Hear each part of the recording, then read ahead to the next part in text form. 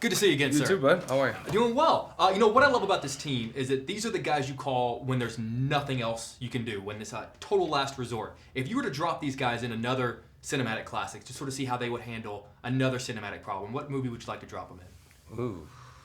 Oh, wow, that's a good question. That's a good one. Christopher Robin.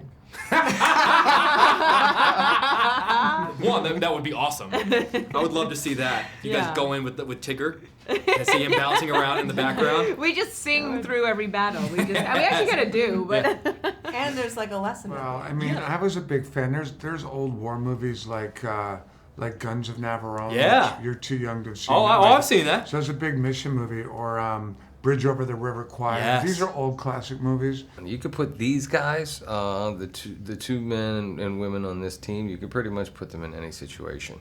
The movie would be over very quickly. Yeah, these guys are handpicked, the best of the best. Mm-hmm. Ocean's 11 or something. Ooh. Mm-hmm. I think this team could have pulled it off Nice. too. That heist would be over in like 8 minutes if you guys. Yeah. It would be the shortest movie ever. I think it might be fun to put him into like Oceans. What's the new Oceans? Ocean's 8? Ocean's 8, and have this team go up against those women. And see who Yes. wins. I'd like to see that. That'd be good. That'd be a badass movie. That could be really good. I'd like to see him in The Raid. Oh yeah, thank you. That could be. I feel like all these movies would be significantly shorter. Like Bridge Over River Kwai, they wouldn't even get through the whistle. Yeah, they probably wouldn't. Or it'd be interesting to put him up against like the Avengers.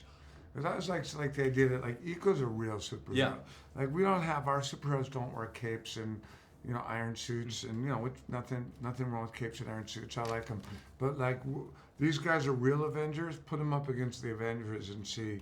I'm not sure you could beat the Avengers. You think you could beat? Who are the Avengers? Iron Man, Captain America, the Hulk. Yeah. I would put my money on you, man. I've seen your movies. I've seen what you can do. I think Iko versus the Avengers would be a cool movie. I would pay all of my money to see that. But the Avengers don't get CGI. They have to fight. They have to be legit with the little dots all over them, like the motion capture dots. That would be hilarious. Oh man! If you were to get in a fight in this room, what is the first thing you would grab to use as a weapon? What would you use? So you can't see it until it's up. There's microphones. Oh. I would lose so quickly. You wouldn't even need to grab anything. You just stand up and I would run out of the room. Properly inside the room. This room, yeah. Yeah, there are a lot of tools in here. When you hang out with Iko, you start literally thinking of everything as a weapon. I'm not kidding. There's a bottle I see, and there's a chair and a table and a lot of steel equipment around here. I think of everything. I look at him. He's so friendly, and he's a very sweet man. But he makes me think of everything as a weapon. But we do think now, like, because of my time with Iko, I found myself constantly walking into a hotel room or a restaurant, or I was in a barbershop the other day, and I'm like, what if we had Iko fight in a barbershop? Yeah. What if he fought in a McDonald's? I was at Chick-fil-A yesterday in Kentucky. You know Chick-fil-A? Did you ever go? No. You never went? No. Chicken place down south?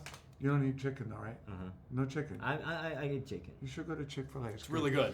But I was thinking a fight in the Chick-fil-A kitchen with Iko. Look, when you get to know Iko, you just think about like, where would it be cool for Iko to fight? So I'm just always like thinking, yeah, Iko could fight there. Iko could fight over there. So you're someone I would want to befriend, and then if I got into a bar fight, I'd just be like, Iko, go, get it. Go. Run, just go, run. Yeah. One of the things that I love how it focuses on the team, sort of the sacrifices that these people make. They sacrifice their family, their friends, having a normal life. If you're going to be in this business, what's the worst sacrifice you have to make? Oh wow! I don't think we have to make sacrifices as great as what happens in the movie because instead of no man left behind, we're all every man left behind, which is what sucks about the story. Wow, gosh, being away from my family. Yeah. Going off on location. In this particular movie, we went to Colombia for 3 months. For 3 weeks. And I never go more. I always go home every weekend. Certainly the rule is never going more than 2 weeks. So 3 weeks is difficult because, traveling, it's a 7-8 hour flight back to LA.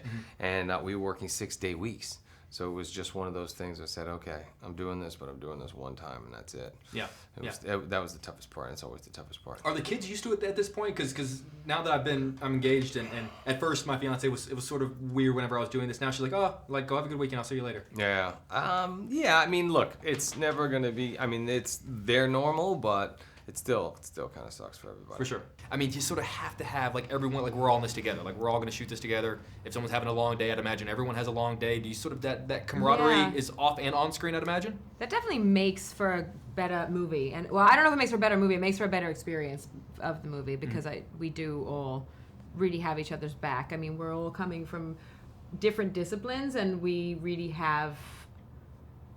I think like so much at the time, like how Iko was speaking English and I was speaking Indonesian, and it was like all this interchangeable stuff, and how never at any moment do you not feel like we have each other. And like, you know, Ronda taught me how to wrestle.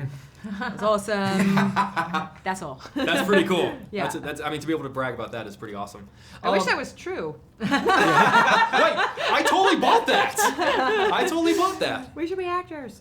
You know, on the way back from the screening, we got stuck in traffic like you do in LA.